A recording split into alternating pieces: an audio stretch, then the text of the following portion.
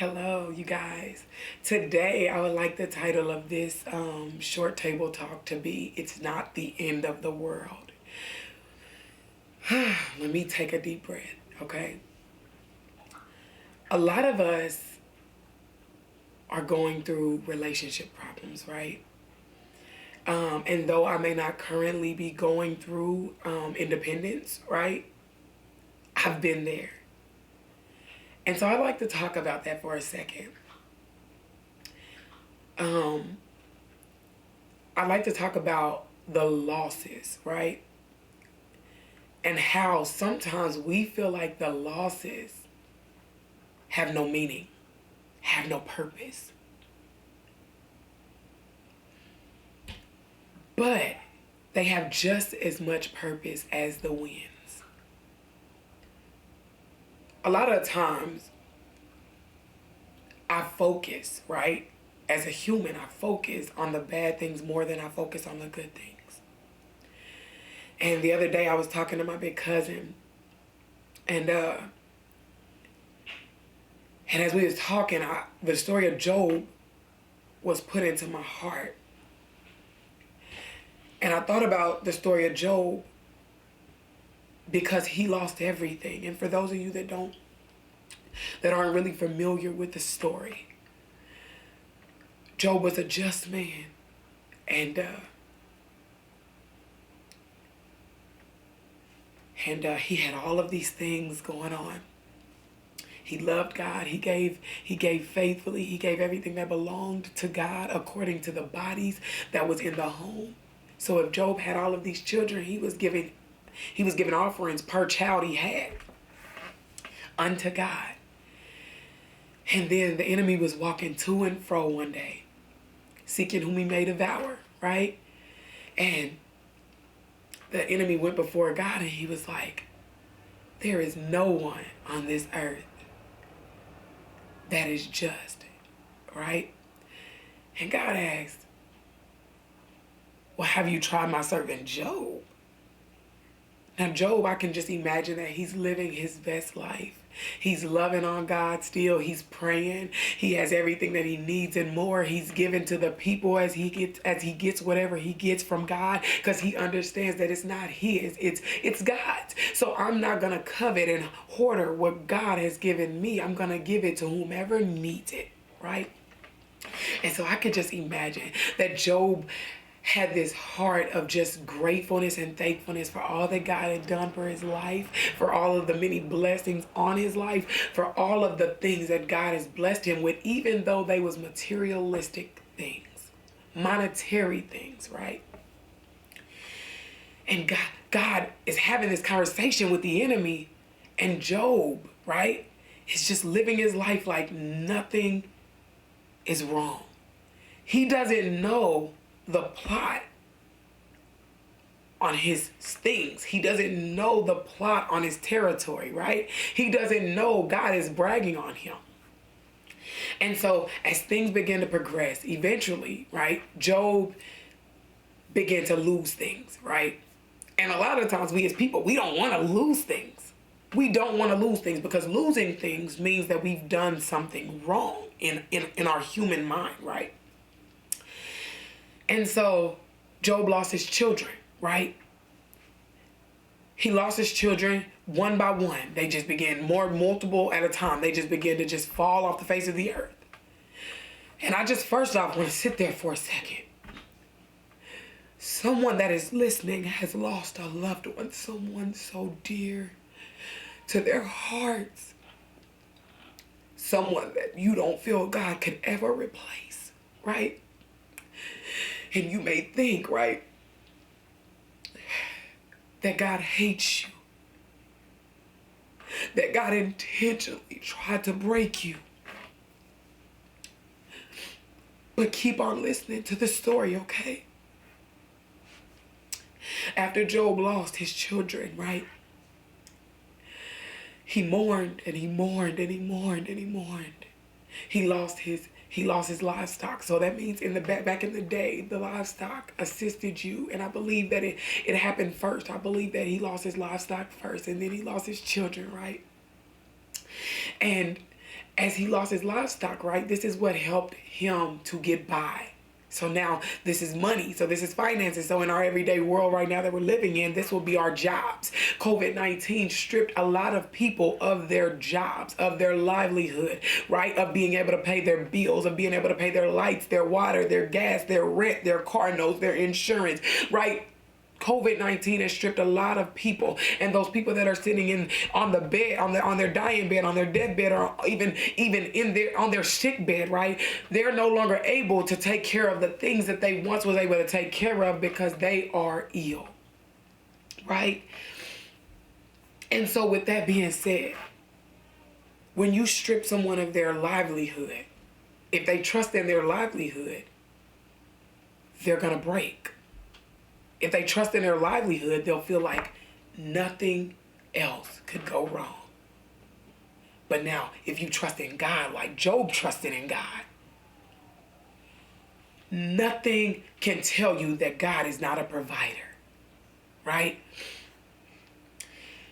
So, as all of this began to progress, the enemy could not get Job to deny God. He could not get Job to curse God. He could not get Job to do what the enemy thought that Job would do if he took everything from him. So eventually, what did the enemy do? Surely if he didn't have his health, Jesus, surely if he didn't have his health, he'll curse you to your face and die. But Job, being a just man as God had called him out to be in front of his adversary, the devil, he shaved his hair and he said, naked I came into this world and naked I shall leave. Blessed be the name of the Lord. So when Job was struck with boils all over his skin, right? Now, granted, these boils caused excruciating pain, right? I can only imagine what Job felt. From the top of his head to the sole of his feet, he was covered in boils, right? And all the while, I'm sure Job in his mind, because at one point, Job was like, surely I curse the day that I've ever exited my mother's womb. Surely I curse the day that I was ever born. Surely Job denied himself and he second-guessed himself before he second-guessed the God that he served, you guys. His friends came and his wife would tell him, surely you should just curse him. Surely you should just curse God. Just curse him. And Job said, you speak as a foolish woman. And Job kept his faith. He kept his faith. And sometimes it gets hard when your wife is in your ear, when your husband is in your ear, and they're just like, no, surely you've done something wrong. Surely you cursed God. Surely you are wrong and you need to repent, right? But Job knew that he had done nothing wrong. But he knew that all he was to do, because he didn't praise the materialistic gain that he had. He praised God. He didn't trust in the materialistic things such as money, such as cars, such as clothes, such as his children. He trusted in God. He trusted in God, and because he trusted in God, after all was lost and after everything was stripped of Job, after everything was gone, after his health was gone, after his children was gone, after his wife didn't believe that God was no longer in his life or in his corner, still Job said, blessed be the name of the Lord. Blessed be your name, Jesus. I will deny myself. I will deny my very existence before I deny that the God I serve is just and he can replace everything in which he is ever taken. With that being said, God restored Job after Job showed himself worthy, after Job showed himself strong in the Lord, not himself, not his own flesh, but strong in the Lord, right? God replenished everything that he had lost. I am telling you, I'm pretty sure Job in his mind was like, God can't replace my child. No, God gave him more children than what he had ever had, because the Lord giveth and the Lord taketh away, as Job said whenever he lost his children. The Lord giveth and the Lord taketh away. Some of us are coveting things that doesn't belong to us, and then we get to crying and angry at God because we was coveting something that was never ours in the first place, right? Never ours. These vehicles are never ours, right? Though we worked for them, God gave us the strength, right? Though we have a roof over our head, this is just a season, right? Because it's a season for everything up under the sun. It is a season, and it will be times where you are up, and it will be times where you are down, because it rains on the just and the unjust. But I am telling you that if you just hang on, if you just find a praise in the midst of your travail, in the midst of your pain, in the midst of your hurt, I am telling you that chains will begin to break. I am telling you that things will begin to shift, and that things will begin to look right. And everything that you lost, right? Everything that you lost will be restored. For example, one day I was cleaning some stuff up, and I had put, my back had just began to ache. It was like I had messed it up. And I could barely cough, I could barely sneeze, I could barely move, I could barely do anything because my lower back was just hurting. I was in excruciating pain, and as I was in this pain, I couldn't do much of anything. Now, with me being the mother at the home whenever my husband is at work, I could barely do anything. I had to rely on everything and everybody else for a moment, right? And I went into the kitchen to talk to my husband, and I was trying to cook or whatever and do what I could with problems that I had going on in my body. And I sneezed, and because my body was aching so bad, I had sneezed, and I had grabbed onto the counter, and when I grabbed onto the counter, somehow, some way, my wedding ring had just like broke in half, you guys, and flew off my finger and just was on the floor. And at this moment, I began to just cry. My body wasn't the same as I was used to it. My finger was empty from the commitment that I made before God. And my heart was tired, right? And I tried to bend down to pick up my ring, and my husband rushed to it and picked it up, and I just cried, and I was like, baby, I'm sorry. I'm sorry. And my husband said, it's okay, baby. It's okay. It's all right. And God had put on my heart immediately after he sensed my exhaustion. He said, I will restore everything that you've lost in this season. And since then, God has restored it. And the thing about God is he restores it better than the one that he took, right? When you pass a test, God doesn't just restore what you've lost. He restores that and more. When you fail a test, you want to know how you know the difference? Because you don't get the over and exceeding blessing that you would have gotten if you stop complaining, if you stop murmuring, if you believe and trust that God is present in your life, right? That is where you know that blessing is going to come 10 times fold when you have been worshiping. And then after that, after my husband picked up my ring, and God said he will restore everything that I've lost in this season, a praise filled my heart, right? And I'm no singer, but this song came to my heart, right? This song, okay, and I really don't even know the words to it, but this song came to my heart, and I just began to sing it with all of me. I've had some good days. I've had some hills to climb. And I've had some weary days, and some sleepless nights. It goes on to say, but when I look around, and I think things over. All of my good days, they outweigh my bad days, and I won't complain. Somebody right now hasn't seen the hand of God on your life because it's a lot of complaining going on.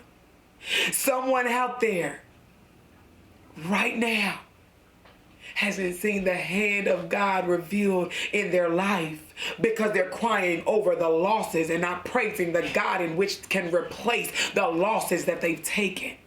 Someone out there is murmuring. Someone out there is walking around in circles, pitying themselves whenever God is saying, but you've missed the point of the loss. The point of the loss is to learn from it. The point of the loss is to show me praise even when you don't have anything. Not just when you have stuff, because it's easy to praise somebody when you have something. It's easy to glorify somebody when you have. It's easy to glorify our Father which is in heaven when you have everything you need. It's when you have nothing. It's when you don't have friends to turn to. It's when you don't have the money to pay that bill. It's when you don't have the money to pay that rent. It's when you don't have the time on your hands to do the things that you want to do.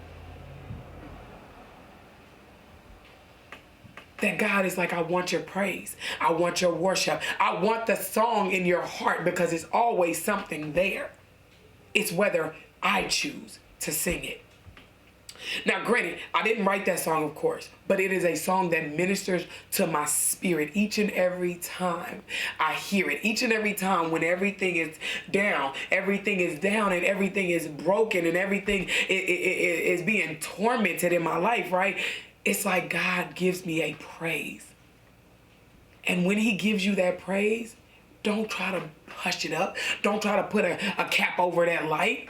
You release it and you let God have his way. You remind God that you are not there just to serve him for what he can give to you, but you are there to serve him for what he has already done. He has given me life and he has given me life abundantly. He has given me salvation, right? He has given me love. He has shown me how to treat people. He has shown me how to love my enemies. He has shown me how to be kind. He has shown me things that no one can ever show me.